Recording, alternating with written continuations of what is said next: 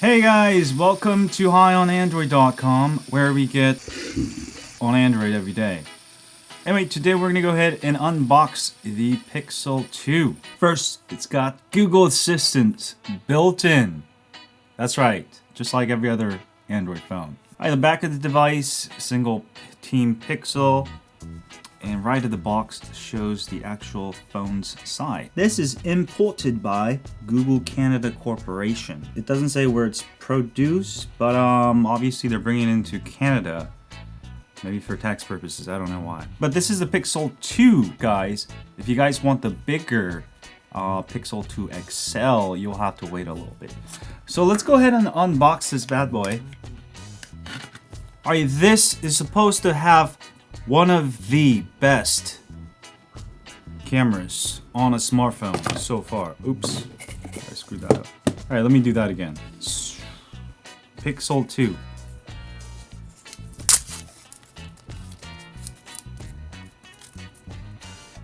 Oh, I forgot to show you this.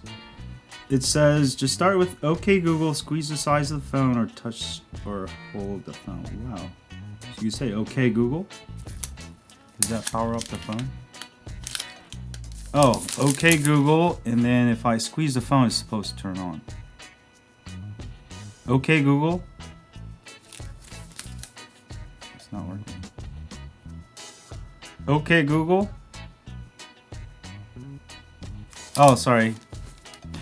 You gotta power up the phone first. Alright, taking a look at the phone here. This is the new Pixel, guys. Pixel 2. This is the black version, obviously. There is a white and a black and white version. And was there like a just blue or something? Yeah, so I got the black version. As far as design, what I think of the design, I don't know, it's hard to say. I usually don't stare at the back of the phone, but obviously design is still important. I mean, I'm not gonna say this is the best design on a phone. I just feel like Google always putting this glass piece on top throws it off balance. But this is very good for the antenna, so that's the whole purpose of it. I would say it's more practical on a phone like Note 8, which I've got here, which is all glass back. I tend to put fingerprints all over. I gotta constantly clean. Maybe you have to put a sticker on it or use a case. I usually use a case. Yeah, but in that regards, it's very more functional because it's not gonna pick up all that fingerprints up. I guess it won't really matter much. I mean, unless you're gonna stare at the back of your phone all day long. Alright, what's really important is what's in the camera, what's inside, of course. As far as the basic design, alright, I'm gonna be dead honest. I'm not really a fan of this design. How does it feel? It feels not too bad. Matte finish compared to the Note 8. Now the Note 8 curves really nice. It makes it feel so much thinner. Of course, my V30 here. This is a very interesting phone to compare with. Alright, compared to that, it feels a lot more blocky. I mean, as far if you're looking for that naked, awesome feel, I would definitely go with the V30 or the Note 8 or any of the Samsung series. But these, I mean, because of the glass back, it's more vulnerable. If you're gonna carry it naked, these are actually the worst to carry it. Alright, Pixel XL it's a small phone, but it does feel a little blocky. Again, I'm not really a fan of the design. But I know the camera is supposed to be the best based on DxO Mark testing, so that's gonna be really nice. Alright, it's got a USB Type-C, a microphone port at the bottom there. On the left, there is a micro SIM card slot. There is just one slot for a SIM card. Now, what's missing with the Pixel 2 or the Pixel 2 XL, obviously no expandable storage again and again. Alright, maybe not a huge deal, but given the fact that this is one of the first Android smartphones with an eSIM, that's right, if you're on Google's Project Fi network, you do not need a SIM card to use it on Project Fi. It's got an electronic SIM card, or you could use it unlocked, all right, with this unlocked version. This is the one I ordered straight from Google. All right, you got two volume buttons there and a volume button there. Also, this is not a button, it's just a fingerprint sensor. Let me go ahead and power on the device for you guys. Let's count how long it takes. 1, 2, 6, 7, Wow, 7 seconds. I remember the LG V30 took about 30 seconds to start up. Let me go ahead and sign in. Let me try to sign in through Project Fee. I have an account on Project Fee. Let me go ahead and sign in. Now, I forgot to mention there is stereo speakers for those of you who don't like using. There is left and right stereo speakers. That's going to be really nice. Okay, I just simply logged into my Google account, and let's see how long it takes to set up my phone without a SIM card. Again, you can use a SIM card, but if you have Project Fee, you can go ahead and use it without a SIM card. Okay, so I'm gonna have to move my number, my existing number. So let me go ahead and move my number. All right, it took just about 2 minutes to set up my Google Project Fee without a SIM card. Let me go ahead and set up my fingerprint, and let's see how long it takes. Okay, here we go. 1, 2, 3, 4, 5, 6, 7. That's it. 7 fingerprints and you're done. With the LG V30, it was 12.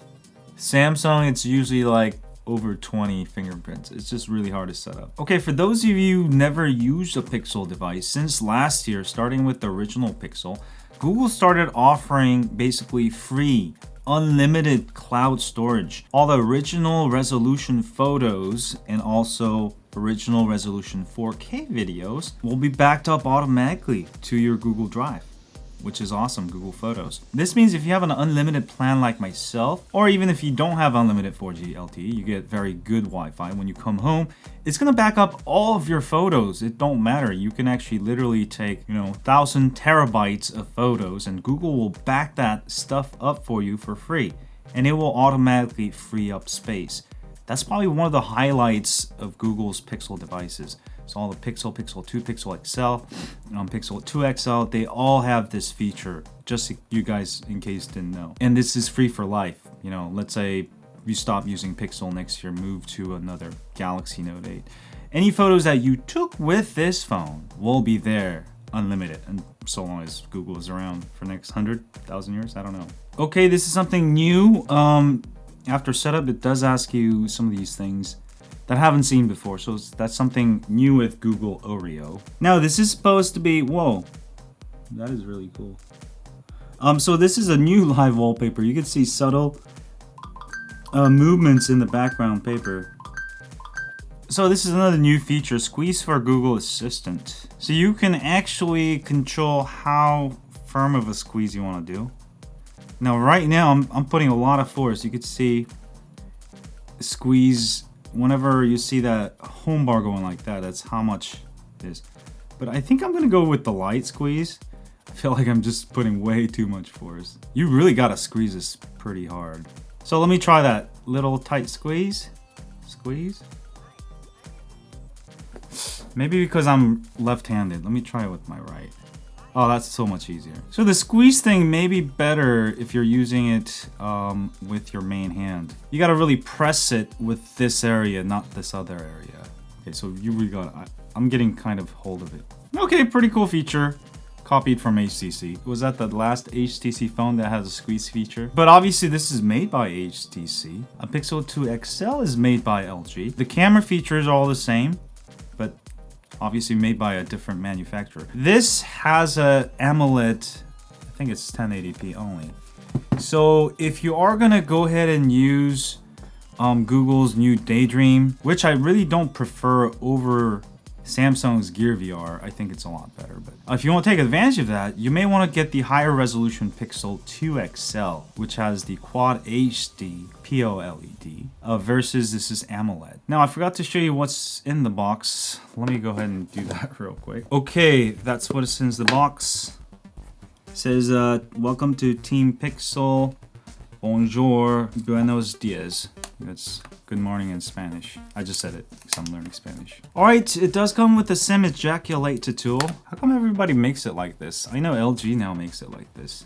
Even Google now makes it. Everybody makes it the same design. I'm wondering whoever thought of making these little pins. We'll hide the SIM card tray and you'll need one of these pins to open it. Get started. Okay, this is just a manual. Sorry, I don't like reading manuals. Okay, it does come with, wow, OTG adapter. Look at that. Nice little OTG adapter, so you can go ahead and connect your flash drives. You can connect your mouse, all that good stuff. So it's really nice. A lot of these newer phones, all the Samsung's phones comes with it. So save this around just in case you want to, transfer some data to your flash drive. Comes in really handy. Or you want to look at some of your old photos on flash drives. You go ahead and just connect this. Okay, anything else in the box? Wow. Oh god. The dreaded iPhone cable, pretty much. That's what I'll call it. These things are pretty damn stupid. So if you want to use traditional headphones, you'll have to use this cable. I hate it. I'm probably never gonna use headphones with this phone. I was gonna grab my Bluetooth whenever I use phone with it. Alright. We've got USB Type-C cables. They look really nice. Nice attention to detail. It comes with the little snap-on thing so you could keep it organized, more or less. Okay, lastly but not least, a rectangular shaped USB Type-C adapter. So this only useful for USB Type-C to Type-C.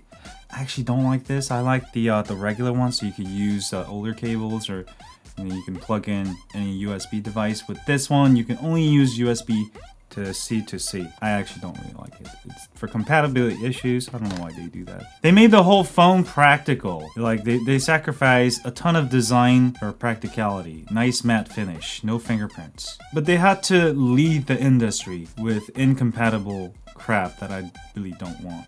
This is rated for 5 volts, 3 amps, 9 volts, 2 amps. So quick charge 3.0 supported.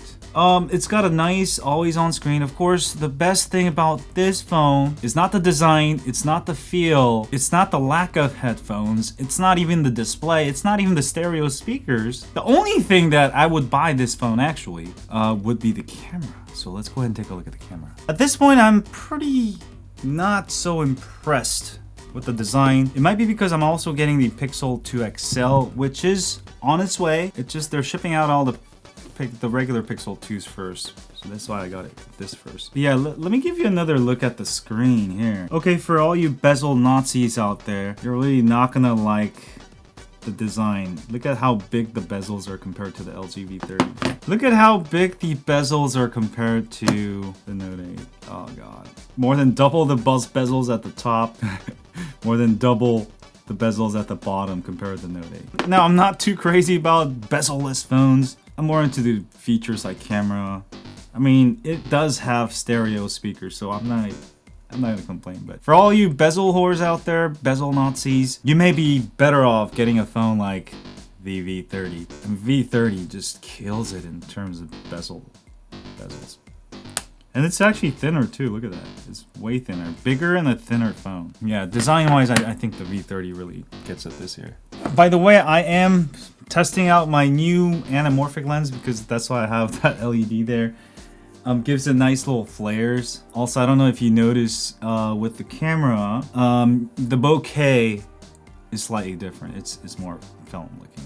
What do you guys think? So that's why I switched to this look. Okay, so let's go ahead and check out the portrait mode. While other smartphones use 2 lenses to create the DSLR blurring out effect, Google uses only 1. That is amazing. Let me go ahead and try on this Android, guys. Let me do the portrait mode here. Yeah, it looks really good, actually. Really good. Let me try the front camera out real quick. So I'm gonna go ahead and do the portrait mode. I heard you could do the front portrait mode. It won't let me do it here.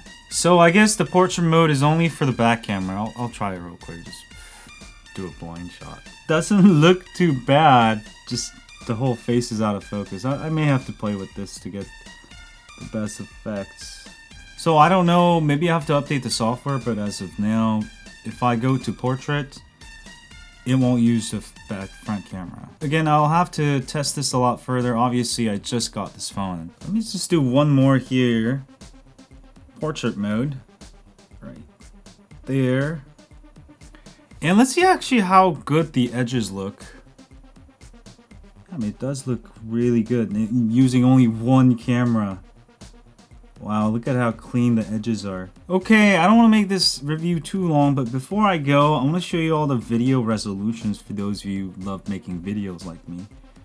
So the only option 4K, 1080p or 720p. 4K only at 30 frames per second. Front camera 1080p. And video stabilization is supposed to be really awesome on this. So we will actually go ahead and test it out. I'll have a bunch of test videos of that. But for right now, yeah, not bad at all. Again, I'm still sort of disappointed at, you know, its design. It didn't really change much. But that's just could be me. Of course, this year it's also waterproof. I think IP67 rated. But there is no wireless charging. So if you do get your phone wet, if you get the charging port wet, you may have to dry it off before you can charge. So make sure before you wet it, you charge it all the way, or charge it so you don't have to worry about battery life after you get it out of the water. But so far, little disappointing with the design. I just feel like this is more of a basic phone rather than it doesn't really feel premium. Like, I mean, my Note 8 feels premium. My LG V30 feels premium. Just how it feels and how those edges just curve off make it so much sexier. Just my thoughts, but I'll have a full review of this. Again, I want to really play with the camera more. Camera is supposed to be the best this year out of all of the smartphones, according to DxOMark, which isn't everything, but it's a pretty good measure. Anyway, have a great day, folks. That's my unboxing of the Pixel 2. I'll also have unboxing of the Pixel 2 XL when it's here. But do let me know what you think about the Pixel 2. If you used it, also leave your comments. If you got it today, if you've been using it longer than me, obviously leave some comments also. But yeah, not a bad phone. This might be a phone that you may be able to carry naked without a case. Too bad, because you got some nice, somewhat durable material versus just glass on the back, especially for fingerprints. Anyway, guys, have a great day, and as always, stay on Android. Click here to subscribe.